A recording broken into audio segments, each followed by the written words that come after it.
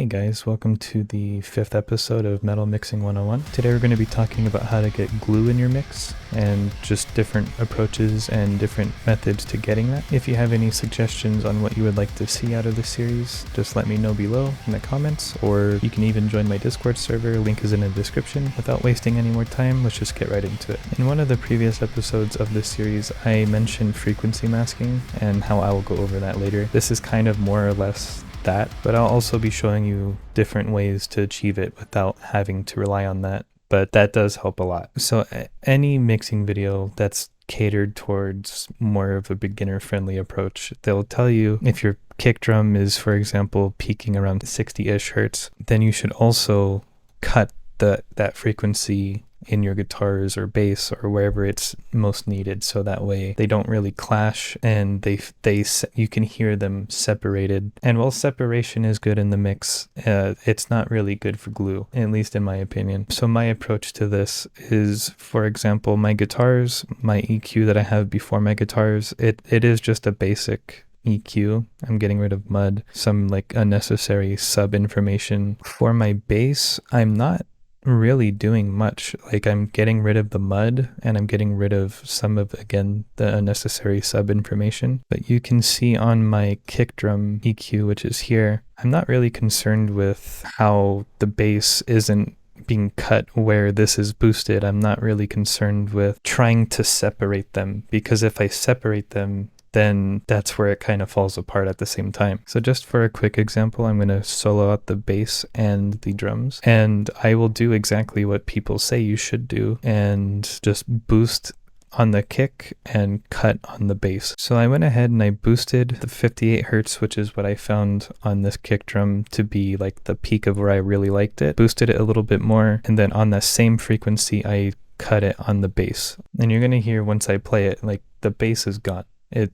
sounds really weak now, and it's just because you're following that advice of boost that, you cut that at the same time, and it's just not necessary, and this is just to show. So I'll just show the bass EQ since I am mostly cutting there, and I'll just turn off and on the band as it goes, and you'll hear the difference. And off. And on.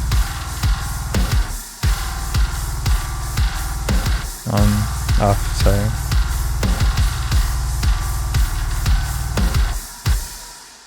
So rather than cutting, I'm letting those frequencies in that area clash. And when the frequencies are clashing, they either get really weird and distorted, which is where you would like to cut, but they also have what you would call frequency masking. And frequency masking is just, they kind of tame each other in a way. And I don't know the technical terms or why, but it's the same with guitar EQ. If you're getting a lot of harshness, it might just be because you're getting rid of some of those lower frequencies too much, and it's just making them amplified.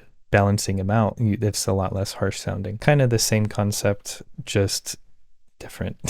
And I find that when you have the clashing frequencies on the kick drum and the bass and the guitar, not only does it sound more glued together, but it also just makes it feel more just as one instrument. I mean, I guess that is glue, but it just makes it feel more impactful. And aside from keeping that in mind in particular for EQ and how you approach EQ to help get that glue in the mix before any compression is given, once you move on to compression, the compressor won't have to do as much and therefore give you a better sound, in my opinion. So this is just going to be a quick spot in the video where I show how to get glue with compression. You can use a variety of compressors. I'm going to be using Slate Digital stuff, but you don't need it. You can use anything that you want. Pretty much anything that I'm doing on this compressor right here, you're going to see a majority of the controls on any other compressor, so don't worry about it. Different compressors do have different feels, but I find that anything that people generally use for like bus compression, they add the most glue. So that is why I chose this one. That might influence your decision, and I highly encourage you to kind of find what works for you. So I'll play it again and I'll start adding it in as it's playing again, just so you can hear how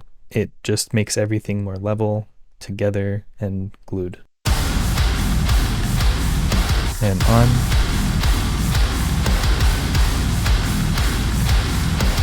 Off. And on again.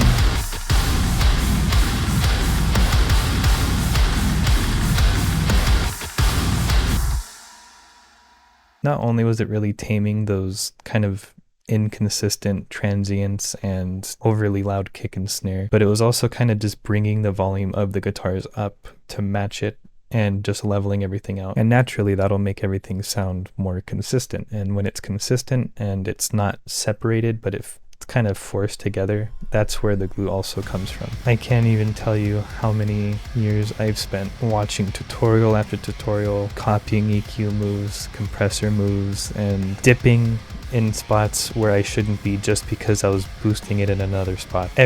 While that is good information to follow and while that is helpful, it does allow for you to have more separation, which isn't always a bad thing, but you need to find the balance of what you want to be separated, what you want to be together. That's the part no one talks about. And for my preference of metal, I do prefer the kick drum is pretty much almost the loudest thing aside from the guitars and bass. And that allows you to have the really huge impactful kick drums and really in-your-face snare sounds, and you just couldn't get that if you weren't clashing frequencies. Don't be scared to clash frequencies because that's what gives it power. I don't know if this was that helpful, to be honest, but this is just my approach. This is what works for me, and I hope it works for you. Once more, I do have a Discord server. The link is in the description. If you want to check out my band, the end card is going to be showing up here sometime soon.